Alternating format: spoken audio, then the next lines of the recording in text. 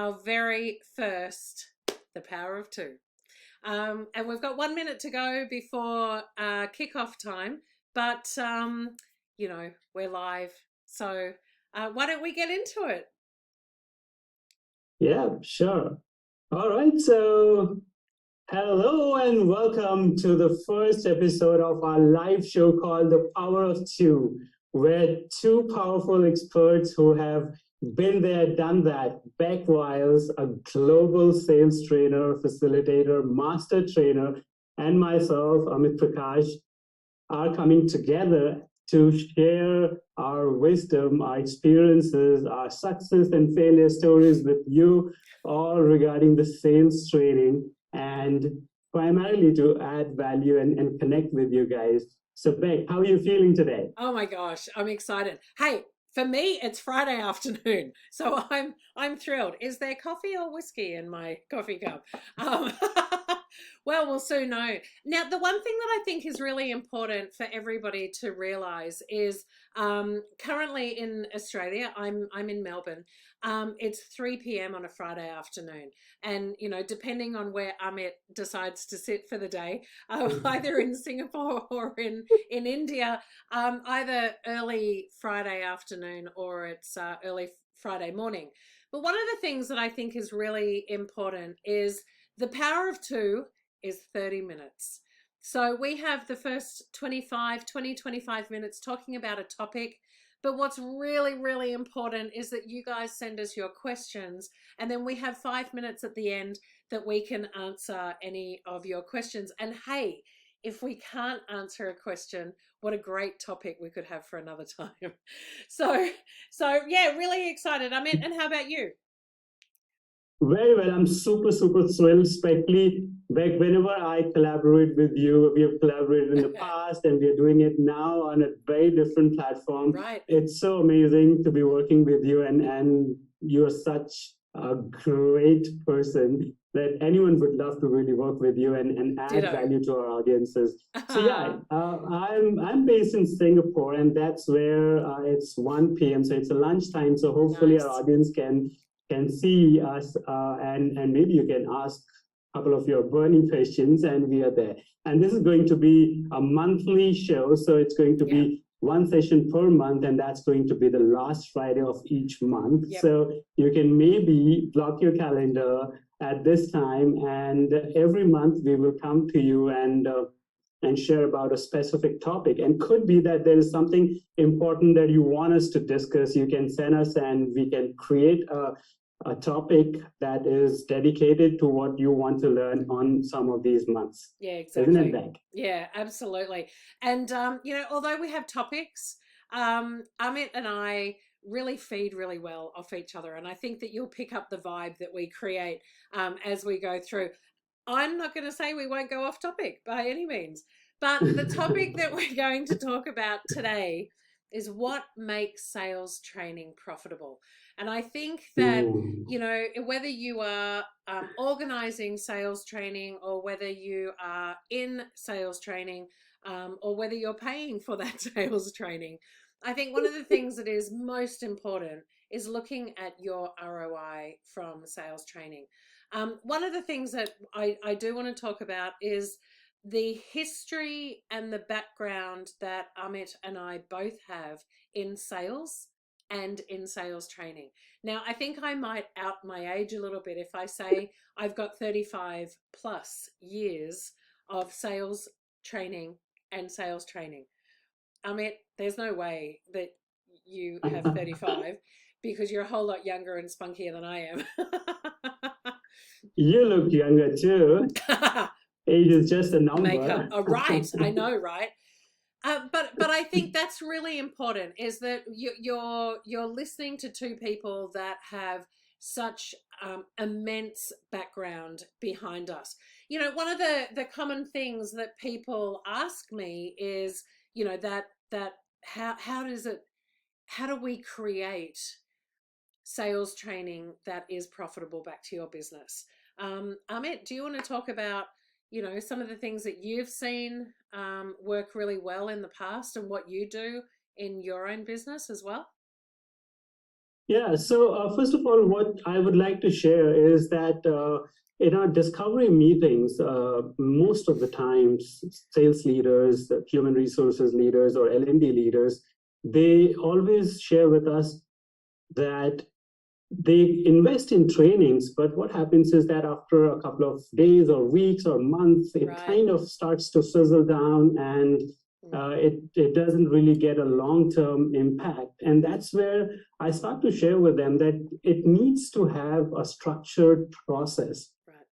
because many a times what happens is that maybe as a leader, and I've been there in a leader's shoes, so I can understand how it works. That in one of the morning meetings, we realized that my sales teams lost three good big deals because of a slight bit of negotiation issue, and then we immediately get started with, oh, we want sales negotiation Right. training, and then it becomes just that one topic, and then we get started with that. But then what we found that when we do the discovery meetings, it's not just the sales negotiation training, but it's also about that the team is needing the right prospecting, the right customer who are fit for your product and services, the right way of presenting the solution, and then comes the negotiation. So many times when we rush into things without the right discovery, we kind of do an incomplete job for our team. And that's how we see incomplete results. Yeah. So it's very important that you follow a structured process for it to be giving you the right return on investment. So in Motivus Consulting, what we follow is called a 3D framework. So in the discover phase, we discover all the problems, challenges, roadblocks that the teams are facing. And we interview the leaders and we understand from them. We interview the participants. We understand from them what they will learn that will make them more efficient. And based on that, we curate bespoke programs, then deliver it, and we take a commitment back in terms of learning implementation from the participants. And that forms the foundation of our third D, which is called determine. That's where we come back, we do a refresher, we do some coaching as well, and then we start reviewing their implementation that they had committed. Right. And we provide we're there to provide solutions that they still need, which are not covered in the past. So that kind of makes it an end-to-end process, a complete support, and exactly a bespoke program that provides everything that the team needs and almost nothing that they don't within the same program. So I think we need to look at things from a holistic approach in order to make trainings work. Right. What do you think, Bec? Oh my God, I couldn't agree more. And Amit, would you agree with me? No two companies are the same. Therefore, they don't have the same problems. And what I find, how could I offer an A to Z program when company A has one problem, company B has a different problem, and these are gaps? Training is a bridge of a gap that they have.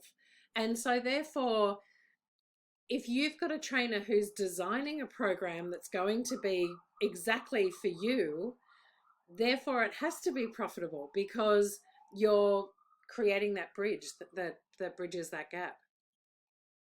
Exactly. And honestly speaking, if we have sales leaders watching us, I would like to mention another area where many of us straight away go with a tick in the box. I call it as a tick in the box program. What Bec was just mentioning. If you go for a tick in the box program, that okay, we have got a sales negotiation or a sales presentation or a retention, how to retain customers program. And if you just do that without knowing where is the gap in your team, it absolutely will not get you anywhere. Even if you spend less amount doing a tick in the box program, it's not going to get you anywhere. It's absolutely a waste of time and your money. And that's something that we would highly recommend you not to do. You know, thinking about us talking about sales training is exactly the same as us talking to salespeople about how to do their sales for the company. You know, the old 80-20 rule, right? Excuse me. If you spent just a moment in time working with your customer to actually find the right program the right product, the right service, whatever it is that you offer, you're going to get more revenue from that client than you are from just giving them the vanilla blanket.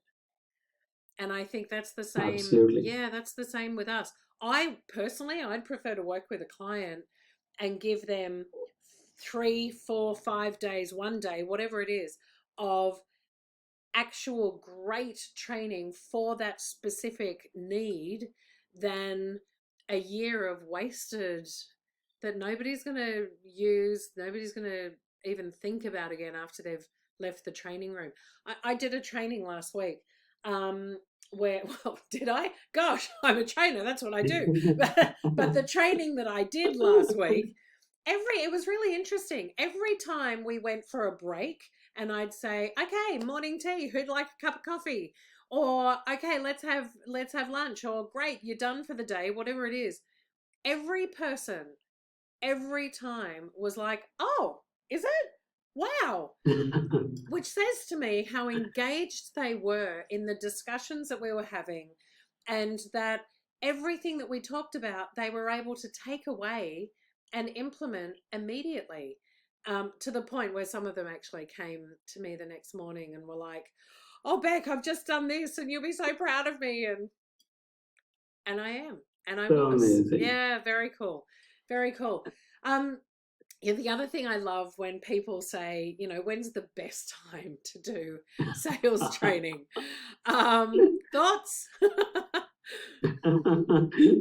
Yeah, absolutely. I think this is one of the common questions that even I get asked, and I would say always, Right. and why? Let's get a bit deeper into it. Let's say if you are starting a new year, a new financial year, and Yeah. you're starting the year with the right bespoke training program for your team not just gets charged up, but they also get efficient enough and skilled enough to achieve the Right. strategy that you have built for that year. Yeah. So when you start, it gives you the right momentum to really go and get your team started with the full swing, with high energy and with all the skills that they need. And let's say if you're in the middle of the year and you think that, oh, either you've been achieving your budget or you've not been achieving your budget, that's also a right Absolutely. time, because then when they get the right support mid of the year, they will be able to be really more productive, more skilled, and they will be able to catch up for all the losses that's been incurred in the past. Yeah. And let's say if you're going towards the end of the year or any time before that, that's also a great time, because by then you have your strategies designed, you have what you want, your vision and mission designed for the next 3 years or 5 years.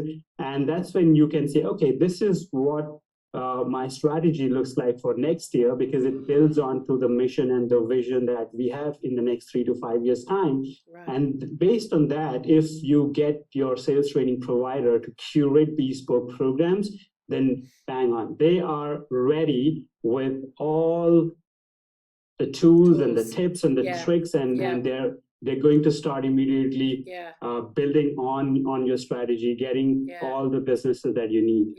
Yeah, I couldn't agree more. But please don't everybody do it in January. There's only so much of January we can all do. But I fully agree with you. And again, I had a client not so long ago that kind of missed January. They missed the kickoff, but then they were like, well, we're going to kind of write a plan B goal for the back half of the year. And let's do it. Let's kick that off, and let's just call the back half of the year a completely different year. And let's just kind of move forward, which I like. Don't wait for the following year. Gosh, that's way too late. Yeah, in fact, Bec, that reminds me that some of the very seasoned sales leaders who are very serious about hitting their numbers, getting their goals, and even getting their teams really efficient, what they do is they start, let's say, in quarter one, and then they have built a system that every quarter, even if it is not a full-scale classroom training, but there is a couple of hours of sales coaching, which could be a virtual program that is provided to the sales teams. And that's where the sales team will be open that, okay, in the last quarter, I've been facing this problem. They get those creative solutions for those problems, and they are kind of getting everything across the whole year, and that leads you to achieve your strategy, your budget, your mission, and your vision. Yeah, and you mentioned a really good point there. Through COVID-19, through lockdowns, we all showed the world that virtual works, except for training. I mean, yes, of course, we can all a great trainer and a great facilitator can bring anything to life in any place, virtual included. But face-to-face training is not only is it networking and networking with each other and not just the facilitator, but it's also, you know, that ability of being able to have discussions that naturally happen together in the classroom together rather than in our Zoom boxes. But there's a place, as you said before, for ongoing one-on-ones can easily be done and quite affordably in a virtual platform as well, which is really great. And it's something that we haven't really been able to do so successfully before lockdown. So I think that's something that's come out of that, which has been really terrific. And I like it. Absolutely. Yeah, that's awesome.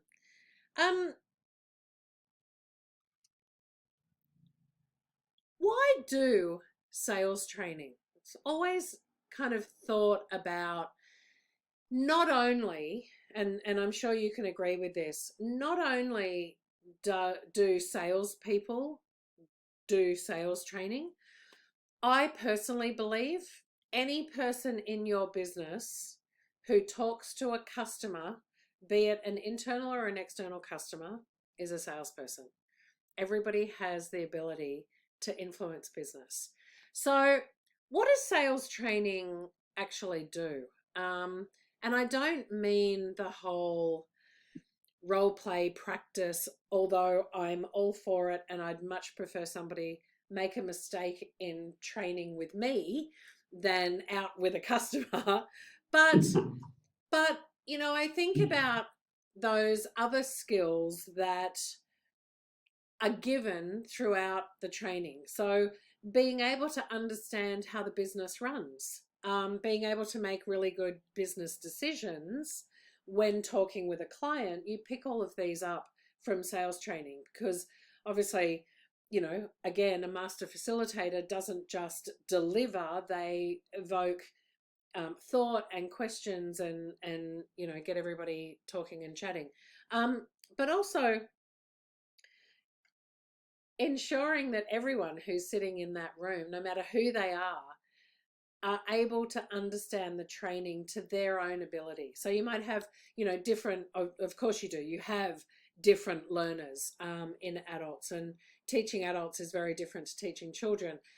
And you also need to make sure that the facilitator is, I don't want to say to the power of 3, but when, you know, when we're dealing with adults and we're learning, we've got to, you know, tell them and show them and get them to practice, and that's, you know, the power of 3 in adult learning. And I think that's something else that people don't think about when they're looking at contracting in a sales trainer, is somebody who will actually be able to cross communication, cross cultures, you know, look at different job scopes. Can they all do and understand the sales training? I love when marketing people come into sales training and they can hear how we're teaching salespeople to talk, and they can start marketing the same way. And there's this beautiful synergy that happens across sales and marketing. Interesting. Absolutely. That's so powerful to actually bring in the related department. And because one of the biggest setbacks that I've experienced, not just as a sales trainer, but also as a sales leader earlier on in my life, is even after sales teams are trained and they're going and giving out their best, Yeah. what happens is that they're able to close that new sales. But if that new customer has not experienced the right promises that the brand or the sales teams have committed to them, the whole confidence level goes down, and that gap Right. is created between the sales and the operations, or the sales Yeah. and customer service team. Yeah. So at times, what we also do when we see that the customer churn rate is too high, the sales teams are bringing in new business, but they're not repeating. And when we get into the customer experience feedback management, and we find that the brand promise was not lived across the whole journey, Right. that's when we got into the details, and we said, okay, what was committed to them was not delivered by the operations or the customer service team. Yeah. And that's when we said it's important that we sometimes need to bring the operations and customer service teams as well, Yeah. along with marketing and sales, so they understand the kind of brand promise that the business has, the kind of brand promise that the sales teams and the marketing teams and the branding teams are putting forward to the world. And when they get to know that, they are more serious and aligned with the whole brand promise. And that's when we see the same customer starts to repeat themselves and also bring new customers. Right. And to do that, sometimes and we do this alignment of two departments, and we have this beautiful concept called sales service, which is sales plus service, so integration of the sales and service departments, because they mostly work in silos, and they need to be brought together to be more coordinated. Yeah, absolutely. Oh, couldn't agree more. We talked a little bit earlier about designing a training program specifically for the customer. In your words, or your thoughts, the benefits outweigh the cost, right? Absolutely. Yeah. Absolutely. It's a no-brainer, because even that sales training has gotten someone to close their closing rate if it goes by 3%. Yeah. The kind of revenue, because your top line will be so much more, that your sales training investment will be like 0.001% of it. Right. And we've all done it, right? We've all got a lead, and we've all done this a very long time ago. We've got a lead in, we've sent out a proposal, and we've waited to hear back from the client. I would love it that every person listens and takes on every part of the training that we develop and that we present, and that they skip that whole proposal process fully and go straight to contract, because then you're actually working closely with your client. You're actually getting what it is that the client wants. You're able to have conversations. Don't then go, well, let me send you a proposal and see you. Like, good luck. I hope we get it. Go straight to contract. Be done with it. Your conversion rate is so high. Right. Yeah. In fact, what I've also experienced is that the whole process is so long that it kind of takes about 3 months or even more. Just think, if those 3 months your team were more productive and they were getting you more business and they were closing more deals. Right. Just think of it. Yeah. And many times, and it's, I won't say it's a specific department's issue, but of course it all starts with the learning and development and the human resources, and they have to look into the cost for sure. But of course, that's their KPI. But as a sales leader, your KPI is to achieve or overachieve the budget or the target that you have. So losing 3 months or losing 2 months or even losing 1 month is going to be detrimental for the business. Yeah, exactly. It kind of, maybe this is a conversation for another time, looking at how much time we have left, but thinking about, your sales team, and are they on an incentive? And if you've got a sales team who you don't dangle a carrot in front of, then no wonder they're not making budget, because salespeople need carrots, no matter what it is. There might be some people who are motivated by money, other people are motivated by other things, and sometimes those incentives are the things that really, really push salespeople to become better salespeople. Interesting. Absolutely. Nice. In fact, Nice. I think in terms of salespeople, incentives are a great inspiration. But I would say for all human beings, if Right. they get something for free in addition Yeah. to what they already are committed to, Right. we all like those free things which we were not promised or we were not committed. So Yeah. there's Yeah. nothing saying True. wrong that sales teams or salespeople are inspired by all. Not at all. motivated to take more action when Yeah. it is incentives. Yeah. So just do it. Absolutely. That's nice.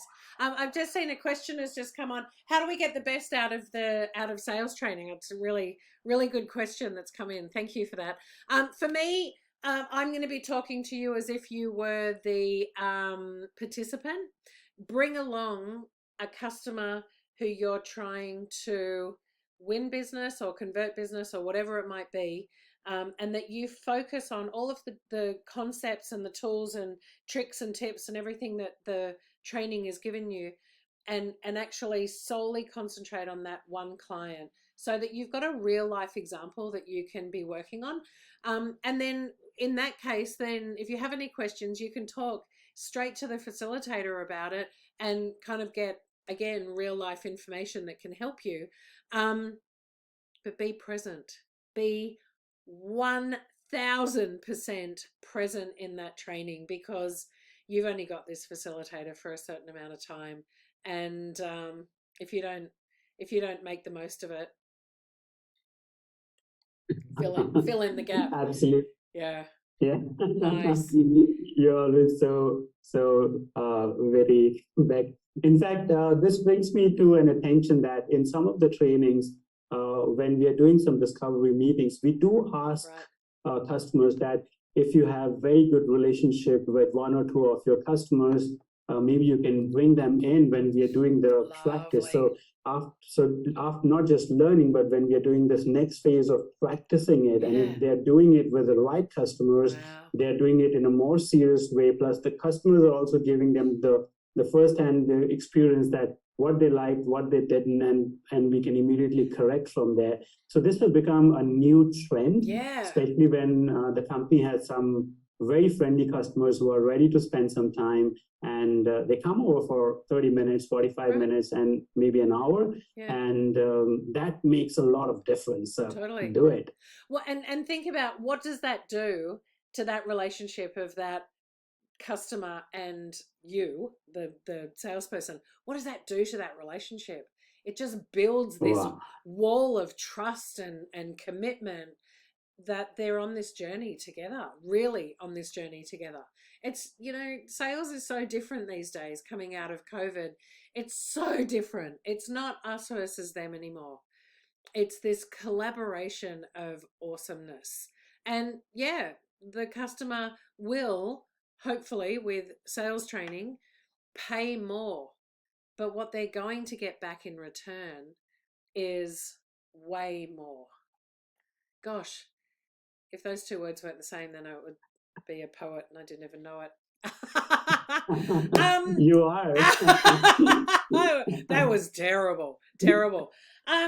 I've got a kind of bit of a final thought for the day, and I'm sure you've heard this as well many times. What happens if we train our people and they leave? Oh. My question this is my question back is, what if you don't train them and they stay? Yeah. Yay. Your business. Wow, I can't believe we are out of time. And please go ahead, ask your questions, pop them in so that we can answer them. We've got a couple of minutes left. And maybe we could kind of take this time. I'm going a little off topic here at the moment, Amit. Maybe we could talk about some of the other different discussions that we're coming up with, because it's not all fully around sales training, right? Absolutely. So, sorry. Go ahead. So Amit is also an accredited, is that the word I use? A coach. So to help me out, a qualified coach. That's the word. Certified coach. Sorry. So, a little bit later on in this year, we're going to be looking at, why coaching your executives has really great outcomes. So that's going to be super cool. I'm also an accredited DISC facilitator. So, as in psychometric testing. I'm really fun at a dinner party. And then, kind of as we get towards the end of the year, we'll look at things like, what happens if you didn't make your goal, or what do you do if you did make your goal, and things like that. So it's not just sales training that we're going to be talking about that you get in the Power of Two. It's a whole lot more goodness. Absolutely. We're going to touch upon pretty much everything in business management. Yeah. So there will be things on sales, there will be marketing, branding, customer service, customer experience, and even a full scope discussion sometimes for small and mid-sized business for their complete business management. Yeah, exactly. And of course, at any time you can engage Amit and or I to help you and your company to whatever it is that we're talking about, or whatever it is that you want us to help you. We're here. We're open to helping, and we hope that along the way we can bring in some specialists in other areas that we are not. I am not a mathematician by any means. So if you're a revenue person or a finance person, you'd like to have a little spot on here, by all means, reach out to us and let us know. Our time is up. That is our, oh, wow. Yeah, I know, right? You're probably wondering why I'm wrapping up. Yeah. I was thinking I have so much to share. Next month, my friend, next month. Yeah. This has been a really great, The Power of Two, and I hope that you've enjoyed it. We are very, very aware of Friday afternoon or a Friday morning, wherever you are in the world. We hope this timing worked for you. Let us know if you liked the idea of 30 minutes, or if you wanted something a little bit longer. We would love to hear from you. And keep an eye out. As Amit said, put this same time in your diary, the last Friday of the month, and we will see you. And keep an eye out. About a week beforehand, we launch the topic for the next week. My office assistant has just walked into the office to tell me it's time to go for a walk. And yes, please do let us know if you want us to discuss a specific area in sales, marketing, branding, whatever. Just let us know and we will have one of the sessions on that. Yeah, absolutely. Yeah. That's a great idea. Send forward topic suggestions, and we'll put them in. Thank you so much, Amit. Really great to see you. Thank you, Bec. And I look forward to seeing you again next month. Yes. Thank you. Thank you, guys. See you guys. Have fun. Bye-bye. Happy Friday. Happy weekend. Happy weekend. Bye.